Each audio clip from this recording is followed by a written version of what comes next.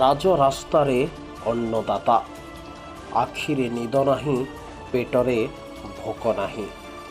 ଅନ୍ନଦାତା ଏବେ ରାଜରାସ୍ତାରେ ଡହଡହ ଖରାରେ।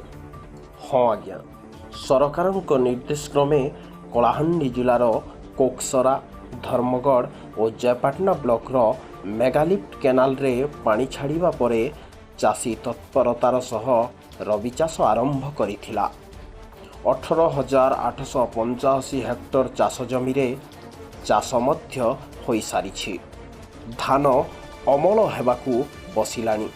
ଏପଟେ ଧାନ ବିକ୍ରି କରିବା ପାଇଁ ପଞ୍ଜୀକରଣ ତାରିଖ ମଧ୍ୟ ସରିଗଲାଣି। ଦରଖାସ୍ତ ପରେ ଦରଖାସ୍ତ ଦେଇ ଦେଇ ଚାଷୀ ମଧ୍ୟ ହତାଶ ହେଲାଣି। ଶେଷରେ 3ଟି ବ୍ଲକର ସମସ୍ତ ଚାଷୀ ଏକତ୍ରିତ ହୋଇ ଚାଷୀ ଆନ୍ଦୋଳନର ଡାକରା ଦେଲେ। ରାଜରାସ୍ତାକୁ ଅବରୋଧ କଲେ। ଚାଷୀ ଆନ୍ଦୋଳନ ସମର୍ଥନ କରିବାକୁ ବିଭିନ୍ନ ସଂଗଠନ ସବୁ ଆଗେଇ ଆସିଲେ। ଚାଷୀ ଆନ୍ଦୋଳନକୁ ସଫଳ କରିବାରେ ସମ୍ପୂର୍ଣ୍ଣ ସାହାଯ୍ୟ କଲେ। ଚାଷୀ ଦେଇଥିବା 12 ଘଣ୍ଟିଆ ବନ୍ଦ ଡାକରାରେ ଅଖଚକ ସରକାରୀ ବେସରକାରୀ କାର୍ଯ୍ୟାଳୟ ସହ ସବୁ ଦୋକାନ ବଜାର ବନ୍ଦ କଲେ। ସମ୍ପୂର୍ଣ୍ଣ ଭାବରେ ଚାଷୀ ଆନ୍ଦୋଳନର ପ୍ରଭାବ ପଡ଼ିଲା କୋକସରା ବ୍ଲକରେ।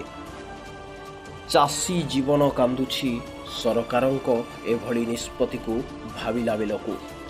3ଟି ବ୍ଲକର ପ୍ରତିଟି ଗାଁରୁ ହଜାର ହଜାର ଚାଷୀ ଏକାଠି ହୋଇ ଧାରଣାରେ ବସିଥିଲେ। ଆମ କଥା ବୁଝିବେ ସରକାର ବୋଲି ଏବେ ବି ଚାଷୀ ଆଶା ବାନ୍ଧି ରଖିଛି। କଳାହାଣ୍ଡିର ଲୋକ ପରିଚିତ ଜନପ୍ରତିନିଧିମାନେ ଆନ୍ଦୋଳନରେ ସାମିଲ ହୋଇଥିଲେ। ଏବେ ଦେଖିବାକୁ ବାକି ରହିଲା ସରକାର କ'ଣ ନିଷ୍ପତ୍ତି ନେବେ।